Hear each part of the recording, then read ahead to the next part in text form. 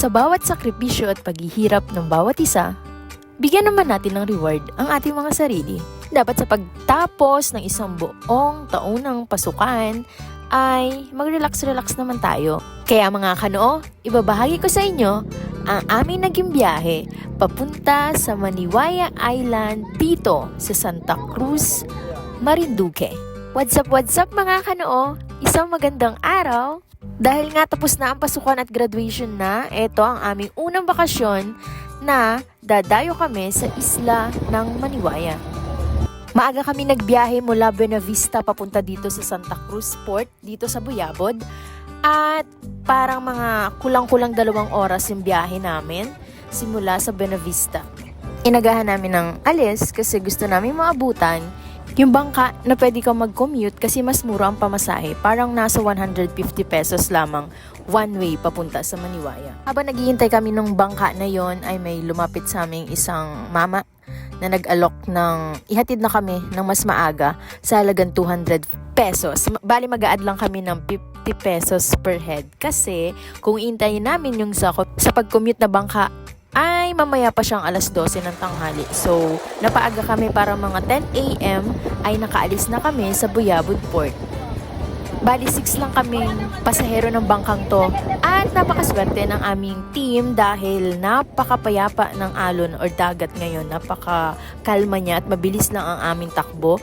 Mabilis at safe din kami nakarating sa isla. Madadaanan niya rin nga pala yung mga ganitong tanawin. Merong bagong resort dito na hindi pa siya nagbubukas at parang maganda din puntahan yan sa sila.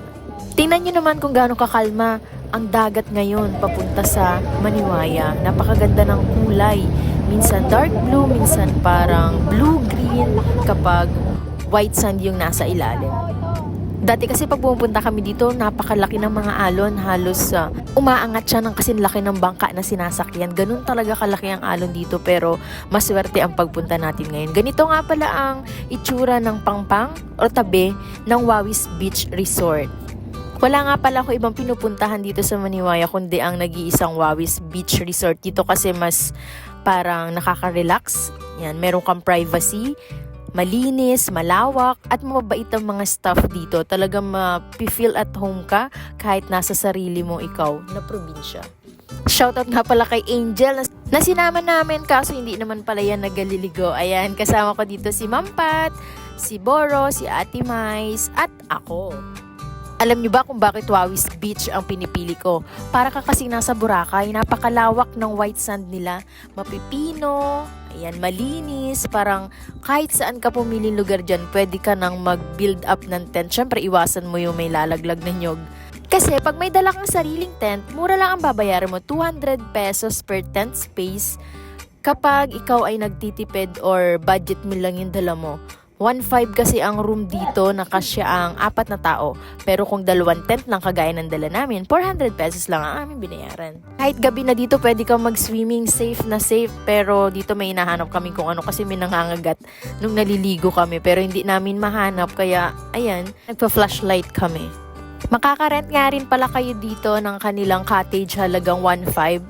Pero dahil nga taga DepEd kami, discounted kami. So, bali 700 lang binayaran namin sa cottage ng whole day at overnight. Pwede rin nga pala kayo dito maglaro ng volleyball. Pindot na lang, pindot na eh. Sure, ay galaw ng galaw. May entrance fee din nga pala silang 50 pesos per head. Murang-mura na yan para sa mga gustong mag-relax. At mapalayo ng konti sa trabaho at stress sa buhay. Dito nga lang pala yan sa nag-iisang isla ng Marinduque. Sulit ang aming stay doon pero talagang kung aming susumahin ay bitin. Sana pagbalik namin mas mahaba yung aming stay. Kulang talaga kami sa budget kaya inabot lang kami ng 2 days and 1 night. Pauwi na kami dito at talagang baon-baon namin yung masayang memories at experience na hindi mananakaw ng sinuman. Maraming salamat nga pala sa pagsama sa amin, Ma'am Pat. Ayan. Sana meron tayong part 2 at tayo ay umuwi ng sulit na sulit at hindi bitin sa ating naging bakasyon. Gusto rin kasi namin itry pagbalik yung kanilang sandbar at yung pagpunta sa Mongpong Rock Formation. May kamahalan din kasi kapag kasama yun sa package para nasa 4K ang bangka. Hatid ka na kung saan, kontrolado mo pa ang iyong oras. Maraming salamat sa panonood.